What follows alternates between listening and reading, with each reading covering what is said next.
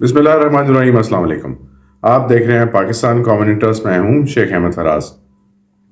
आज का वीलॉग हम किसी पॉलिटिकल टॉपिक के ऊपर नहीं बना रहे। फिलहाल जो एक पर्सनल एक एजेंडा इस टाइम, जो एक पर्सनल एक प्रॉब्लम चल रही है मेरे साथ, उसके ऊपर वीलॉग बना रहे हैं।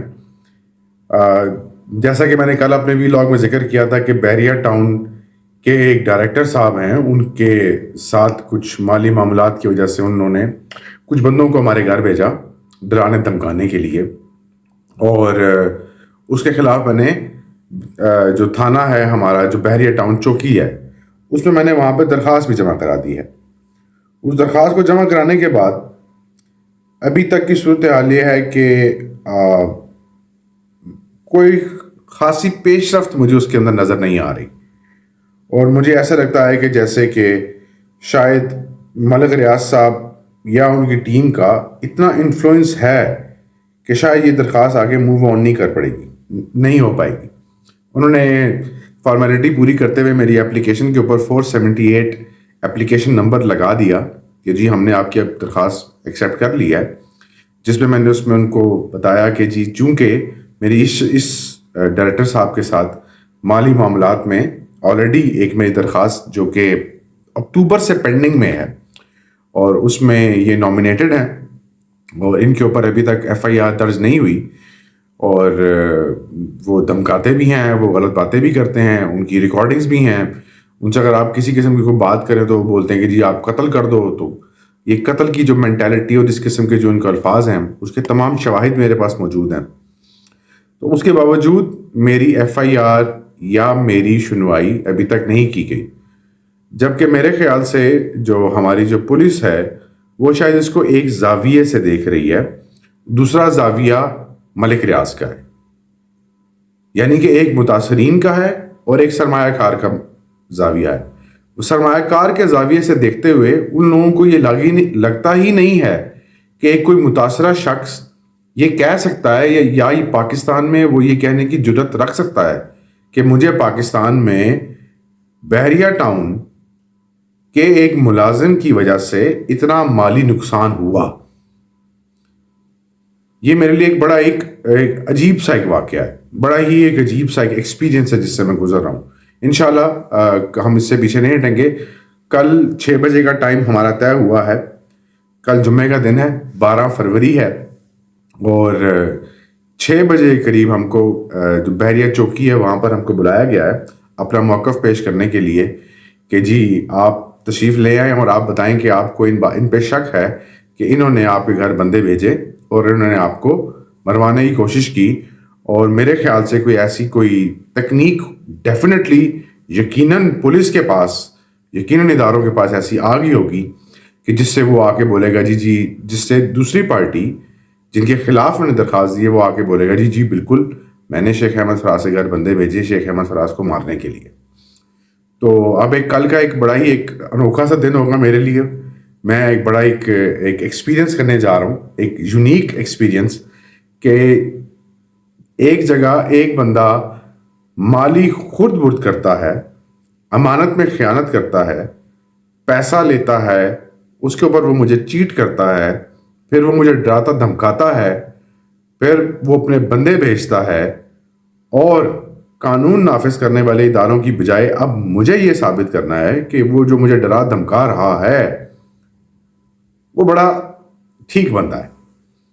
और अगर मुझे लगता ये है 99% अभी तक हमारे सब दोस्तों की राय यही है कि कल जब वो वहाँ पर आएगा और वो बोलेगा जी मैंने इनको नहीं डराया धमकाया, तो पुलिस बोलेगी जी बहुत शुक्रिया, आपने इनको नहीं डराया धमकाया, आपकी मेहरबानी, आप यहाँ से तशरीफ़ ले जाएं।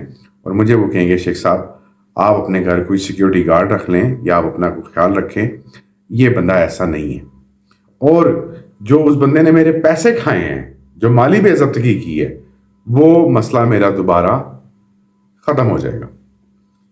तो जितने भी आला हुकाम हैं पाकिस्तान के, जितने भी पुलिस अफसरान इस टाइम इस तहकीकात में मसरूफ़ हैं, कुछ लोग एफआईए में जाने के हमें सजेशन दे रहे हैं, कुछ लोग उनको एफआईए में जाने के सजेशन दे रहे हैं, कुछ लोग मल्टीपल तरीक़ों से इसको एक नया रंग देने का शक्ल दे रहे हैं। तो इंशाअल्लाह भी मुसाअदतल्लाह یہ بات میں آپ کو بتا دوں کہ میں یہ وی لاگ اپنا ڈیلی بناؤں گا. کل 6 بجے وہاں جاؤں گا, 6 بجے وہاں سے نکلنے کے بعد بھی وی لاگ بناؤں گا. اب میں ڈیلی اس کے اوپر دن میں 2 سے 3 بار بات کروں گا اور احساس دلاؤں گا بار بار کہ بحریہ ٹاؤن کا ڈائریکٹر جس کا نام عثمان الہی ہے وہ ایک کرپٹ آدمی ہے. اس نے فرنٹ مین رکھے ہوئے ہیں جس میں سے ایک کا نام فیاض ہے, دوسرے کا نام کاشف ہے, اور بھی بہت سارے لوگ ہیں, پر میرے ساتھ ابھی تک ان 2 لوگوں کا رابطہ ہوا ہے. اور وہ لوگ مارکیٹ کے اندر اس طرح سے, جیسے کہ ابھی مارکیٹ کے ٹرپل اے کا بہت بڑا فراڈ ہو گیا. ٹرپل اے کا فراڈ کیسے ہو گیا؟ بحریہ ٹاؤن مارکیٹنگ سے پلاٹ لیا گیا, اس کے اوپر سٹرکچر کی اپروول لی گئی اور کمرے بیچ دیے گئے. میں نے بحریہ سے سوال پوچھا کہ کیا میں آپ سے ایک ریزیڈینشیل پلاٹ لے کے اس کے اوپر اپنے جو 5 کمروں کا بیڈ روم گھر بناؤں گا, کیا وہ 5 کمرے میں علیحدہ علیحدہ بیچ سکتا ہوں؟ تو ان کا جواب تھا نہیں. تو پھر میں نے ان سے پوچھا کہ بتائیں کہ باقی کے جو کمرشل پلاٹس ہیں ان پر آپ نے یہ کیسے ہونے دیا؟ تو بحریہ ٹاؤن کی جو ملی بھگت ہے وہ ایک بڑا امپائر ہے. ملک ریاض صاحب اس چیز سے بے خبر ہیں. ملک ریاض صاحب کو نہیں معلوم, یہ میرے ابھی تک کے ذرائع یہ بتا رہے ہیں کہ ملک صاحب کو نہیں معلوم کہ ان کے نیچے جو سیلز اینڈ مارکیٹنگ کی ٹیم, ڈائریکٹر سیلز جو اپنے آپ کو کہتے ہیں, جو کہ آپ کے ان قریب آپ کو ان کی کچھ آڈیوز بھی ہم سنائیں گے, کچھ چیزیں بھی ان کے بارے میں آپ کو بتائیں گے.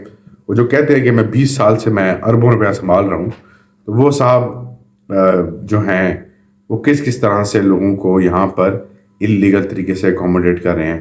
انشاءاللہ اب ہر حال میں جو بھی پاکستان کے حالات ہوں, میں اس ٹاپک کو اینڈ تک لے کے جاؤں گا اور اپنا حق حلال کا پیسہ جو میرا اس ٹائم بحریہ ٹاؤن کے سٹاف عثمان الہی اور اس کے بندوں کے پاس ہے, میں انشاءاللہ بمساعدت اللہ حق حلال کا پیسہ قانونی طریقے سے اپنا ان سے واپس لوں گا.